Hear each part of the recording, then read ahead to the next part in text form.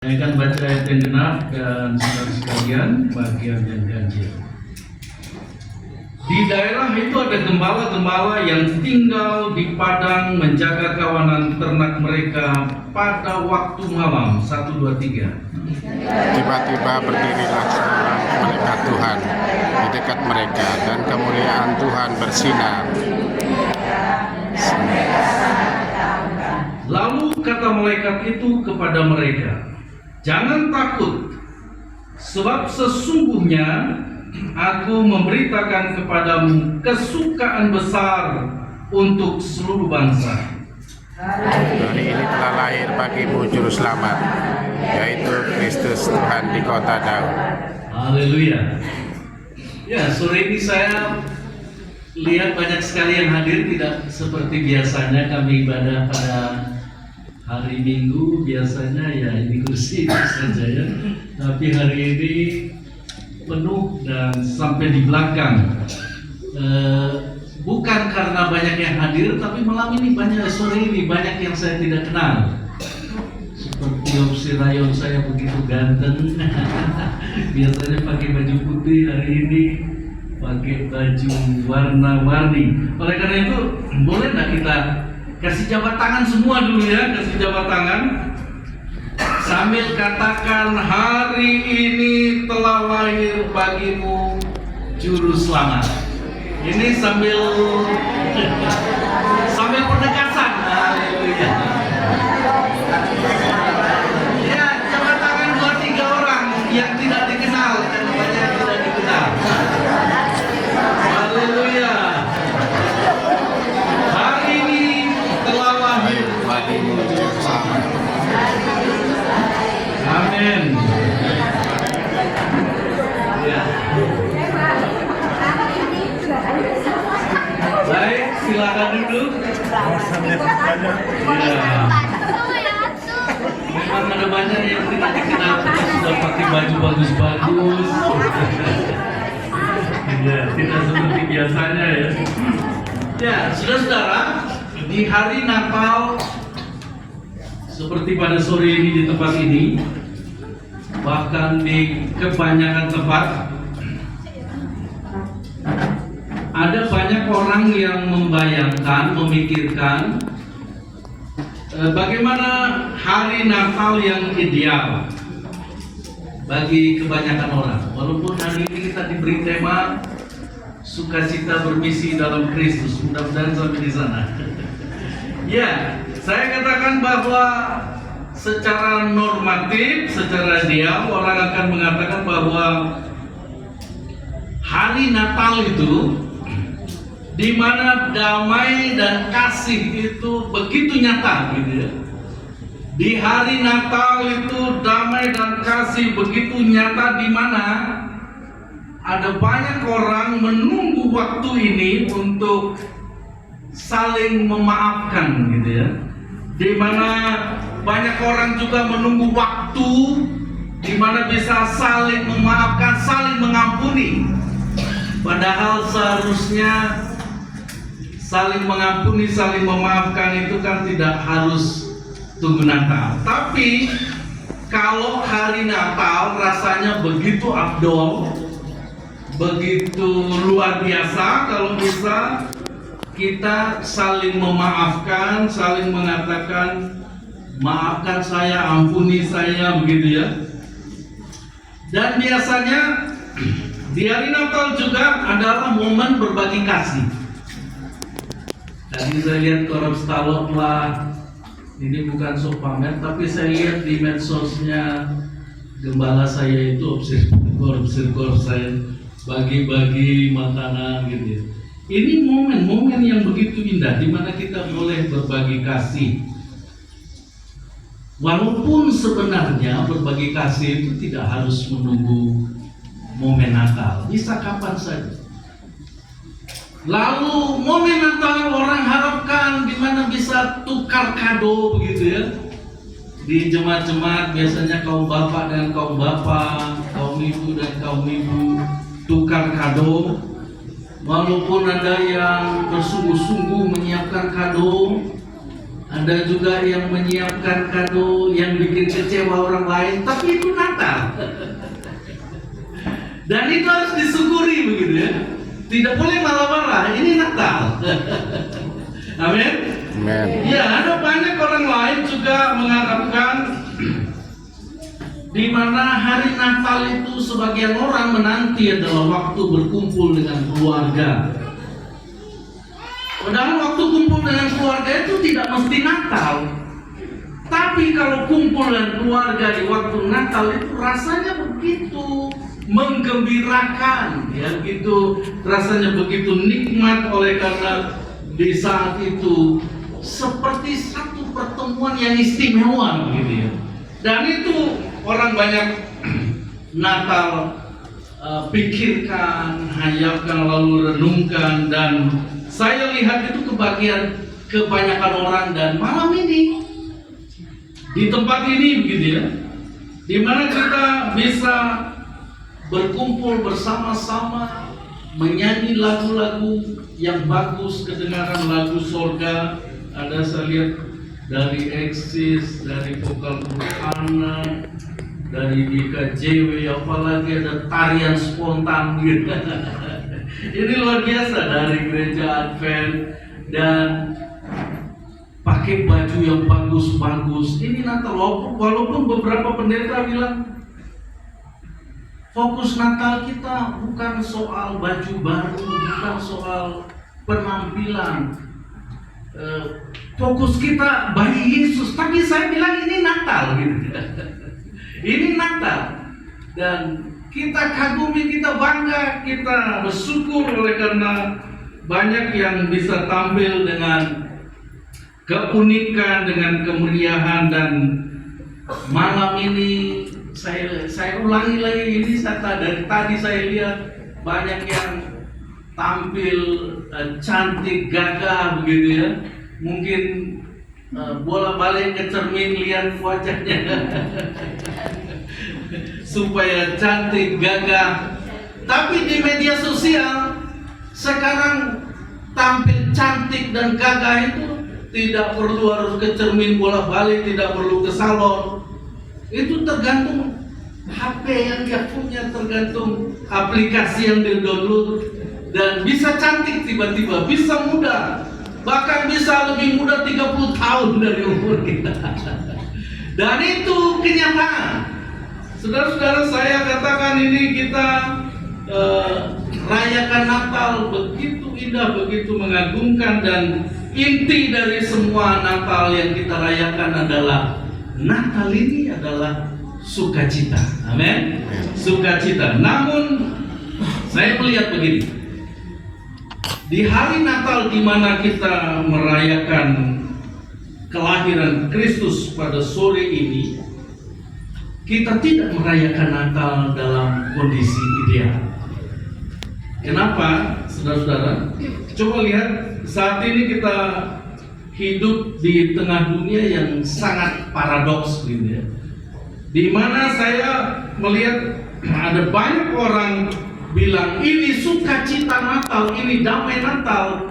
Di sisi lain dari kebahagiaan sukacita Natal, ada banyak orang yang hidup dalam ketakutan di tengah bencana dan di dalam penderitaan, dan itu sangat menyiksa.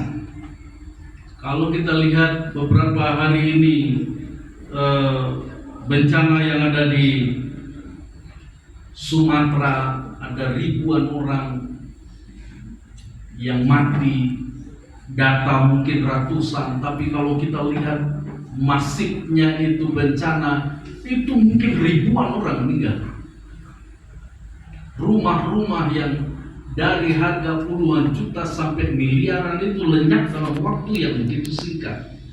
Mobil-mobil, harta benda yang begitu nilainya besar itu lenyap dalam waktu yang singkat. Dan di mana-mana orang hidup dalam ketakutan sampai hari ini.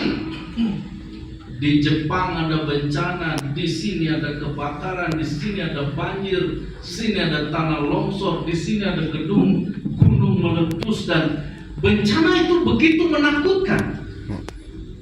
Saya membayangkan pada waktu malam pertama di mana berita Natal itu disampaikan oleh para malaikat kepada para gembala, dan dikatakan jangan takut.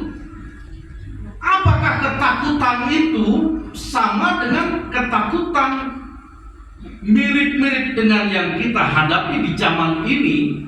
Tetapi ketakutan yang mereka hadapi itu ketakutan pada waktu malam. Mereka tiba-tiba sekonyong-konyong itu hadir satu sosok yang begitu terang benderang dan membawa berita. Tidak hanya berdiri tetapi membawa berita. Hari ini telah lahir bagimu juru selamat.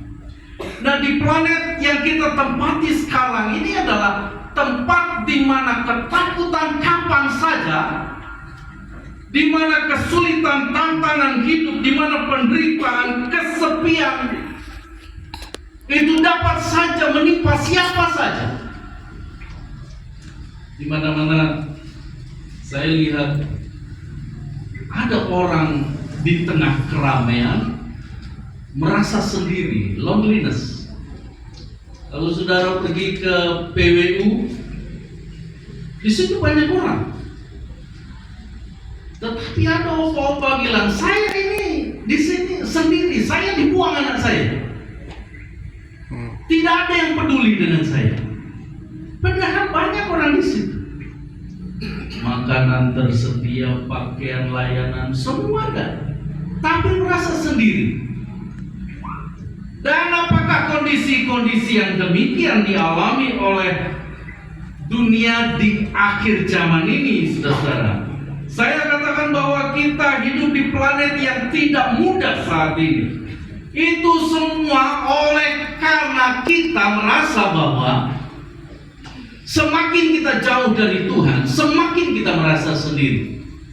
Beberapa waktu lalu pemimpin-pemimpin dunia coba mencari solusi dengan keadaan ini di Korea Selatan. Termasuk wakil presiden kita hadir di sana. Bagaimana mendapatkan jalan keluar dari tantangan global dunia ini? Tetapi saya pikir begini, apapun solusinya yang dicari, Alkitab dengan tegas berkata bahwa Roma 3 ayat 23, coba semua lihat di situ, bahwa semua orang telah berdosa dan telah kehilangan kemuliaan Allah. Sehingga oleh karena semua manusia telah dirasuki dengan dosa, maka semakin hari hidup kita berjalan di tengah ketakutan. Setiap waktu kita berjalan di tengah keandai-andaian, andainya begini, dan berandai-andai.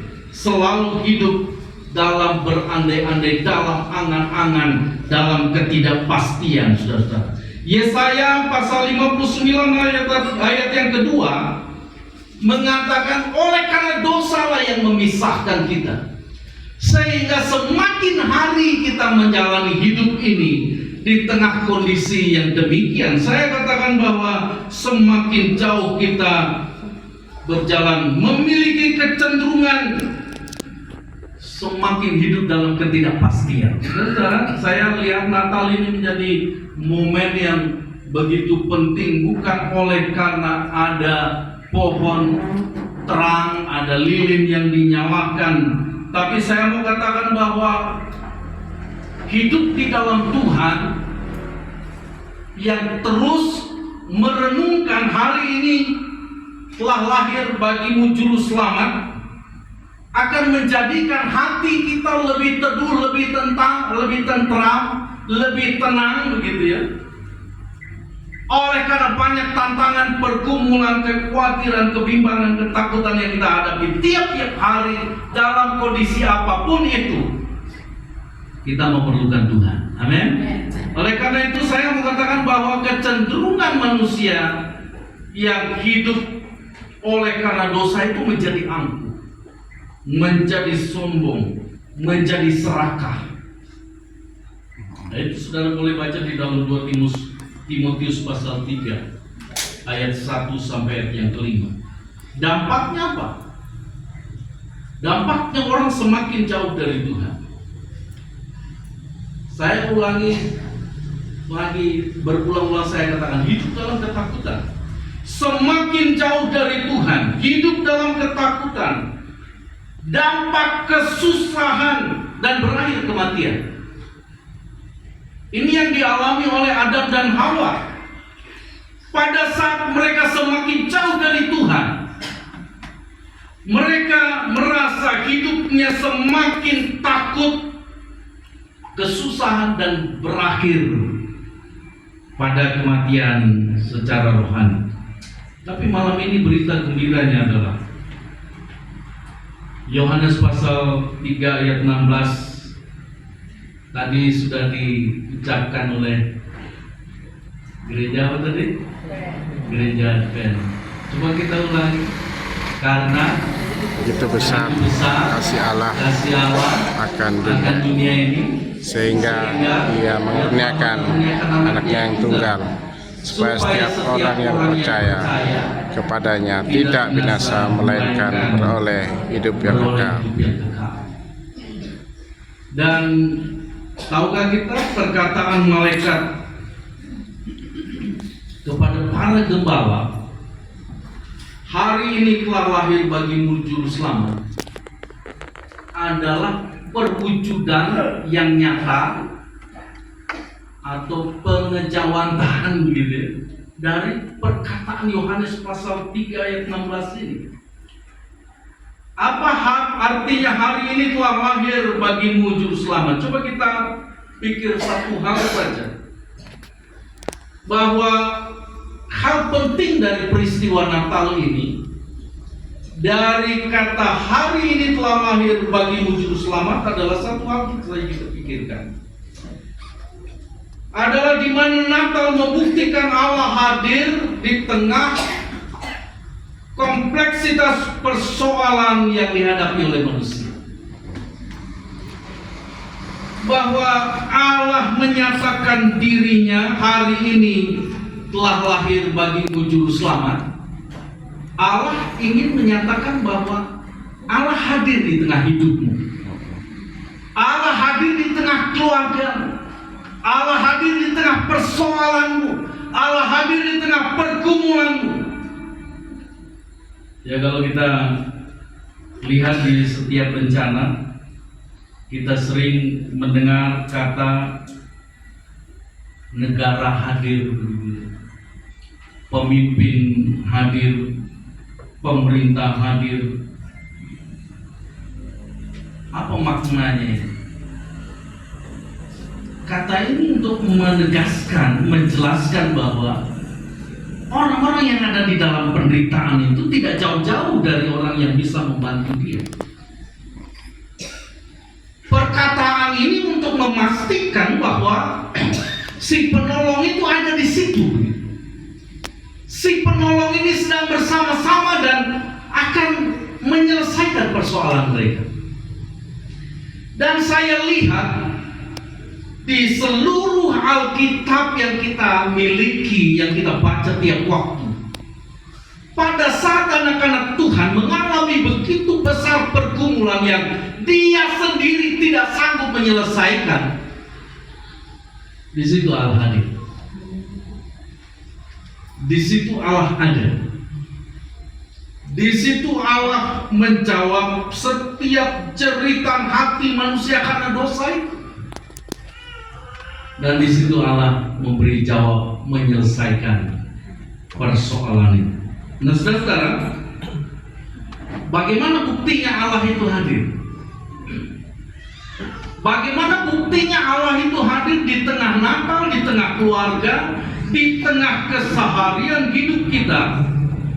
Saya katakan yang pertama bahwa Allah hadir itu dibuktikan dengan ada kasih yang tulus.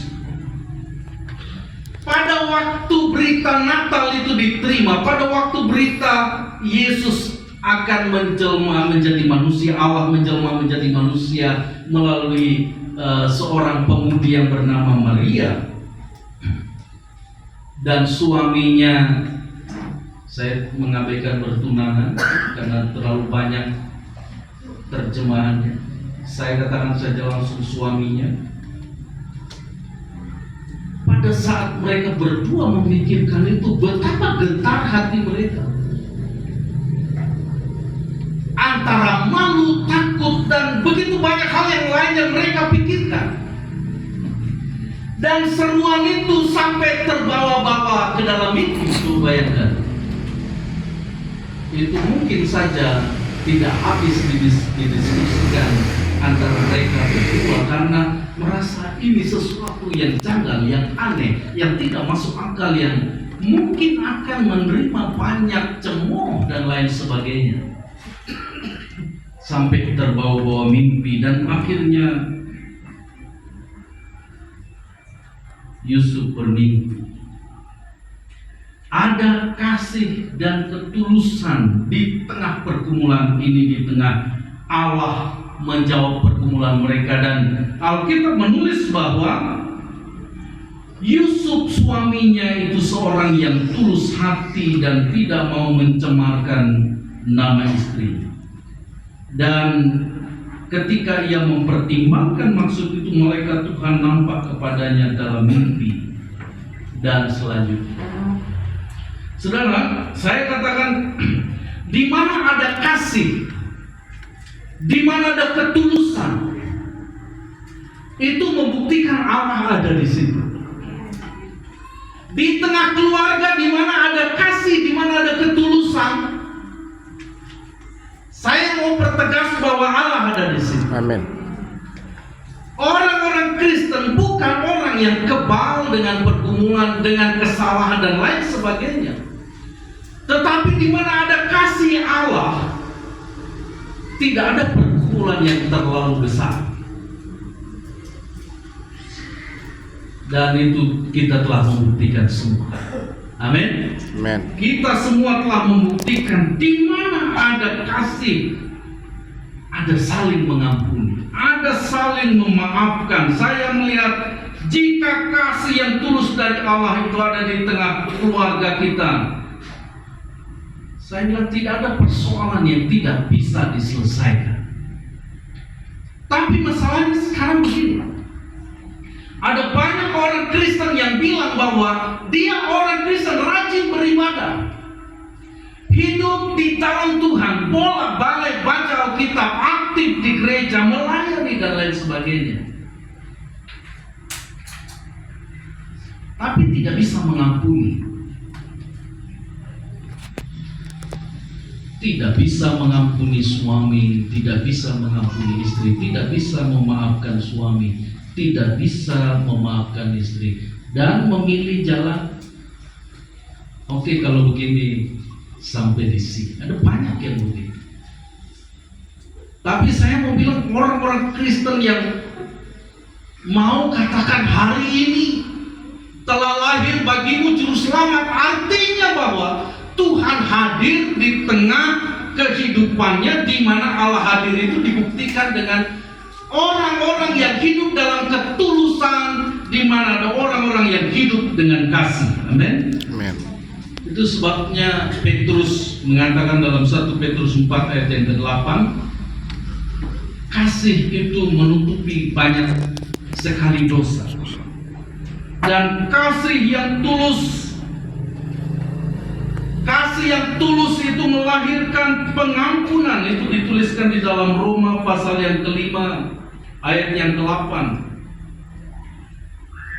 Kenapa demikian? Oleh karena Allah mengasihi kita ketika kita masih berdosa, ketika kita masih buruk rupa, ketika kita masih jelek, ketika kita masih tidak diperhitungkan oleh dunia ini, Allah telah menemukan kita dan Dia mengasihi kita. Dan Dia mengangkat kita sehingga kita bisa ada sampai hari ini. Oleh karena itu bukti kasih Allah ada di dalam hidupmu. Amin. Amin. Oleh karena itu saya mau katakan bahwa pengampunan yang sejati memampukan kita hidup saling memaafkan. Ada banyak jemaat di gereja merasa pendetanya itu malaikat, sehingga jemaat sulit memaafkan pendeta. Pendeta juga manusia. Ada banyak jemaat merasa obsir tempatnya itu adalah malaikat, sehingga tidak boleh salah sedikit pun. Ucapannya, tindakannya, apapun yang dilakukan harus benar. Ya, memang harus begitu, tapi kita tidak selalu benar. Saya ingat ada satu pengkhotbah besar bilang begini, orang Kristen itu tidak dipanggil untuk hidup suci, tapi untuk hidup baik dan benar di hadapan Tuhan. Hidup suci dan benar itu tidak berarti tanpa kesalahan. Dan saya tahu bahwa kita di tengah berjemaat, berkeluarga, hidup berdampingan, kita sering melakukan salah kata. Dan kalau ada kasih, ada ketulusan, bukan saja di momen Natal ini, kapanpun kita bisa saling memaafkan, saling mengampuni. Itu bukti bahwa Allah ada di tengah kita. Amin. Yang kedua, di mana ketika kita mengatakan bahwa Allah itu hadir di dalam hidup kita, kita diberikan kekuatan untuk mengatasi setiap kesulitan. Kita diberikan keberanian, kemampuan dari Allah, bukan dari manusia, tetapi dari Allah sendiri. Ada kekuatan untuk menyelesaikan setiap persoalan, setiap pergumulan, setiap tantangan, setiap kesulitan yang kita hadapi. Dan kekuatan itu bukan kekuatan biasa, itu dari Tuhan. Ada banyak orang bilang bahwa ya dia bisa melakukan segala sesuatu sendiri. Dia bisa menyelesaikan ini, bisa menyelesaikan itu, bisa berbuat ini dan bisa berbuat itu, bisa mengumpulkan harta ini, harta itu dan lain sebagainya. Tapi orang-orang yang hidup di dalam Tuhan akan mengatakan, saya bisa oleh karena ada Tuhan dalam hidup. Ada Tuhan yang menyertai. Ada Tuhan hadir di dalam hidup kita.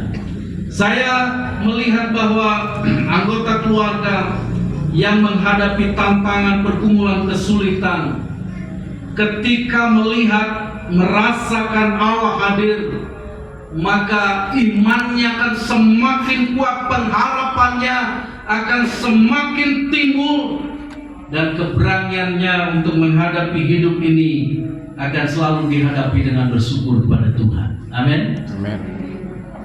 Apapun sakit penyakit, apapun kekurangan, kelemahan, ketidakberdayaan, ketidaksanggupan kita untuk menyelesaikan apapun dalam pergumulan ini,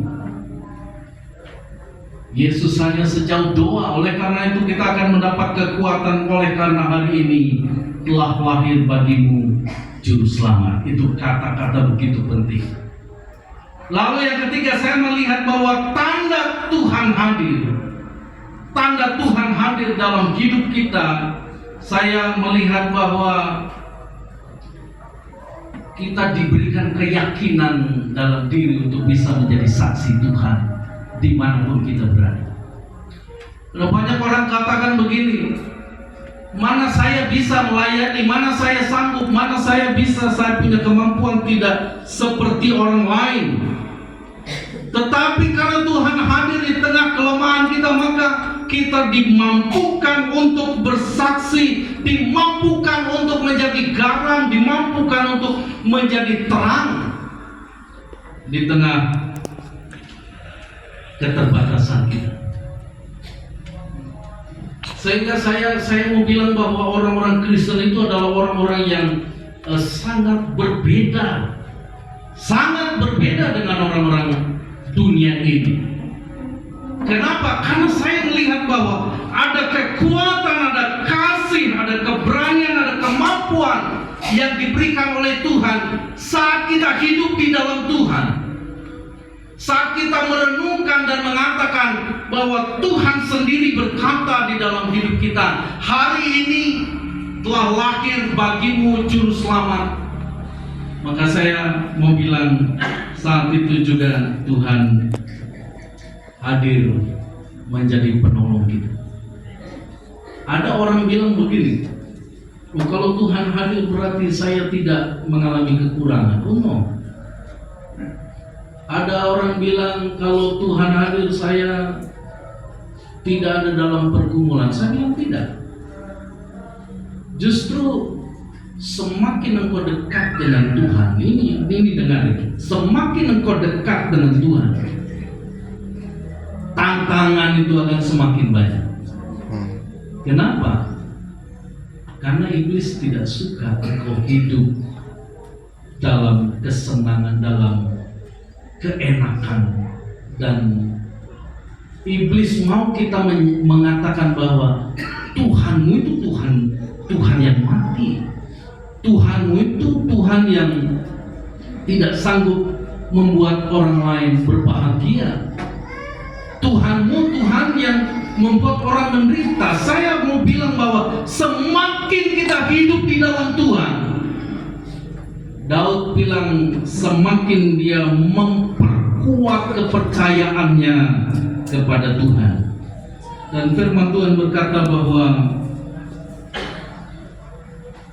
Ia telah menjadi daging dan diam di antara kita. Ini lebih spektakuler lagi dalam Yohanes pasal yang pertama ayat yang ke-14. Di Natal inilah kita mendengar bahwa Allah yang supranatural yang ada di dalam bayang-bayang pikiran manusia yang tidak percaya, tapi orang Kristen bilang bahwa Dia telah menjadi daging dan tinggal di antara kita. Ayat 12 dari Yohanes pasal yang pertama bilang, maka setiap orang yang percaya diberi kuasa. Coba lihat, setiap orang yang percaya kepadanya diberi kuasa untuk menjadi anak-anak Allah. Apakah ini perkataan? Bukan perkataan super real yang memberanikan, menyanggupkan, memastikan kita bukan orang-orang yang begitu diremehkan, tetapi engkau begitu penting di hadapan Allah, sehingga engkau dicari. Dan di Natal ini malaikat sampai diutus untuk memberitakan kabar baik itu bagi dunia. Ada orang bilang begini, kenapa kamu yang diselamatkan bukan malaikat? Malaikat kan juga berdosa sehingga dia dibuang ke bumi. Saya mau bilang bahwa saudara dan saya lebih daripada malaikat. Kenapa lebih daripada malaikat? Karena hanya kita inilah yang diciptakan seturut dengan gambar Allah. Amin. Ini Allah ini wajahnya kayak begini, ganteng-ganteng. Kita inilah yang diciptakan seturut dengan gambar Allah. Dan roh yang ada pada kita diinginkannya dengan cemburu, itu kata firman Tuhan. Sehingga kita begitu penting dan sampai dia mencari saudara dan saya, dan dia mau menjadi sama dengan kita. Dia telah mengosongkan dirinya, kemuliaannya dia tinggalkan, harga dirinya dia lepaskan. Dia mau menghampakan diri, mau melenyapkan keakuannya, kemahakuasaan, keegoannya itu dia tinggalkan. Dia mau menjadi seperti saudara dan saya. Itu oleh karena kita begitu berharga di hadapan Tuhan. Oleh karena hari ini saya mengutip firman Tuhan ini, saya mengatakan bahwa Tuhan telah memberanikan kita untuk mengatakan bahwa di Natal ini, di Natal yang kita rayakan ini bukan biasa-biasa lagi. Memang di luar sana banyak ketakutan, banyak pesimisme, banyak kekhawatiran, banyak kebimbangan, banyak ketidakpastian. Tetapi orang-orang yang percaya kepada Tuhan malam ini dapat kepastian bahwa Allah tidak pernah meninggalkan saudara dan saya. Dan mari kita lihat itu besok-besok. Bukan berarti kalau besok engkau sakit, lalu orang akan mengeluh, oh Tuhan tidak ada sama dia. Kalau besok engkau ada di dalam pergumulan, jangan katakan Tuhan tidak ada bersama dengan saya. Tetapi lihat bahwa setiap proses yang kita alami, setiap proses hidup yang kita jalani, ada maksud Tuhan. Tuhan bisa mengubah sesuatu dengan caranya yang ajaib. Dan itu untuk membuktikan bahwa Dia Maha Kuasa di dalam hidup kita. Ya, tiap hari kalau kita membuktikan kalau benar-benar Allah itu ada, buktinya itu seperti apa? Akan ada banyak orang mulai besok secara pribadi, suami istri, anak-anak akan duduk berdoa, membaca Alkitab. Itu yang kita melihat. Kenapa demikian? Karena hanya dengan hidup di dalam firman, maka kekuatan Tuhan itu semakin nyata. Amin. Amin. Keluarga yang saling mengampuni, saling memaafkan, jemaat yang saling mengampuni, saling memaafkan.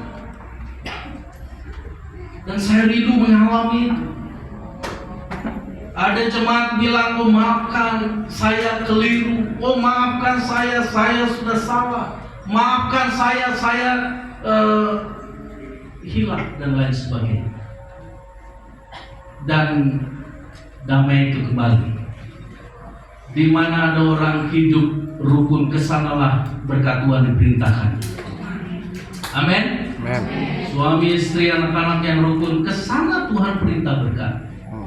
Di mana di jemaat-jemaat rukun satu dengan yang lain, kesana Tuhan perintah berkat. Dan saya rindu melihat itu setelah malam ini ada banyak keluarga yang memiliki dorongan begitu kuat untuk melayani dalam misi Tuhan. Mungkin orang bilang, saya tidak punya uang, saya tidak sanggup bantu gereja. Saya lihat vokal grup anak, eksis, ada banyak yang biasa-biasa, tapi begitu berharga di mata Tuhan. Dan Tuhan ingin juga saudara mengalami semua hal. Amin. Dan saya rindu mengatakan bahwa keluarga yang memiliki iman yang kuat, oleh karena membaca firman Tuhan dan memiliki kerinduan untuk melayani Tuhan, saya lihat bahwa kita akan bisa bersyukur dalam segala perkara. Baik kesulitan, baik hal-hal yang tidak pasti, tapi kita bisa bersyukur kepada Tuhan. Dan saudara-saudara, pada saat tadi lilin dinyalakan, ada waktu untuk berdoa sejenak. Berapa orang sore ini saat memegang lilin, menyalakan lilin, bertanya di dalam hatinya, benarkah Tuhan lahir di dalam hati? Benarkah Tuhan mencari aku yang berdosa, yang bersalah, yang tidak berguna, yang tidak sanggup melakukan apapun, dan Engkau memulihkan? Ada berapa banyak orang yang bertanya? Ada berapa orang yang bertanya, Tuhan, aku memang punya harta, tetapi ini bisa lenyap dalam satu waktu. Seperti kejadian di Benjamai. Memang hartaku begitu banyak, ada uangku, ada mobilku, ada rumahku, ada semuanya ada. Tapi benarkah malam ini bahwa Yesus lahir buatku memberi damai, memberi pengharapan, memberikan kesanggupan untuk melihat hari esok yang lebih baik? Apakah benar Tuhan hadir yang sanggup memberikan hati yang tenang? Saya mau bilang bahwa punya harta banyak, punya uang banyak itu juga tidak gampang. Ada banyak orang tidak bisa tidur karena kita menyalakan lilin itu, Tuhan hadir dalam kondisi.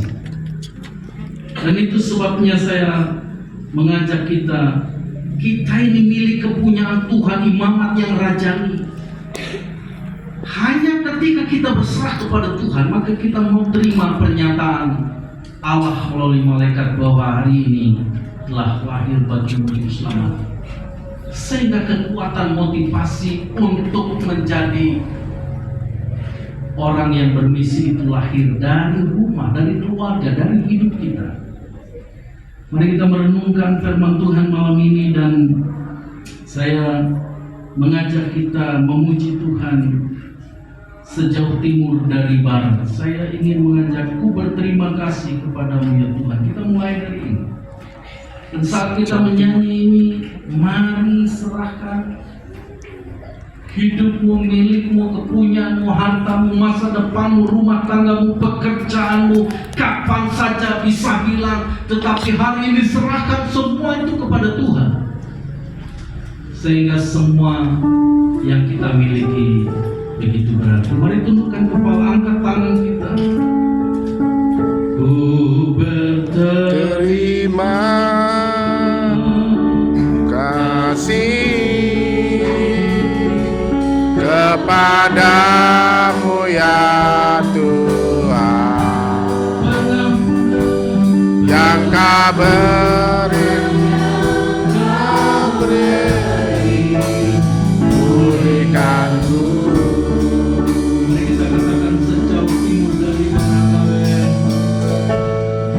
Sejauh timur dari barat, Engkau membuat dosa. Tiada kau ingat lagi pelanggaranku.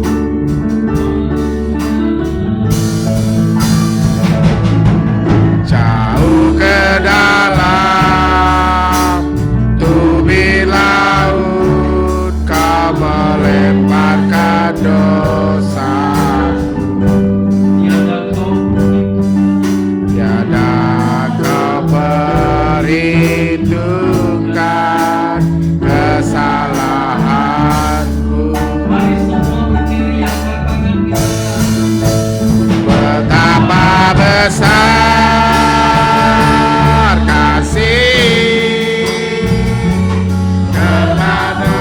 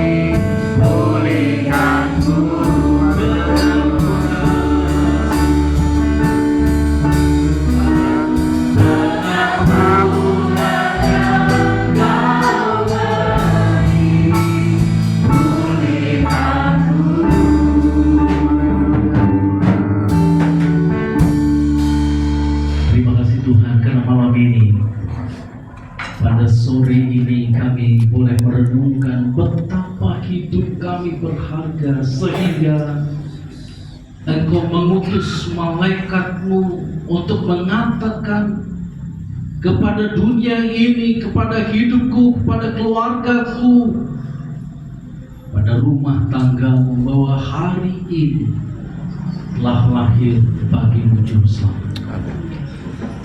Kami tahu besok ada banyak pergumulan, ketakutan, tantangan hidup, ada kekhawatiran, ada kebimbangan, ada banyak pergumulan-pergumulan yang mungkin kami tidak sanggup menyelesaikannya. Tapi malam ini kami katakan bahwa Tuhan hadir. Amin. Terima kasih Tuhan. Penegasan firman Tuhan akan kami bawa pulang, kami akan dikuatkan, kami akan diberanikan, kami akan dimampukan untuk hidup menjalani segala tantangan pergumulan ini bersama-sama dengan Engkau. Kami berdoa, ada banyak orang yang menderita saat ini oleh karena bencana, oleh karena kekurangan, oleh karena tantangan pergumulan hidup. Mungkin mereka adalah saudara kami, orang yang mendukung hidup kami selama ini. Sore ini kami berdoa, Tuhan, hadirlah juga di dalam hidup kami.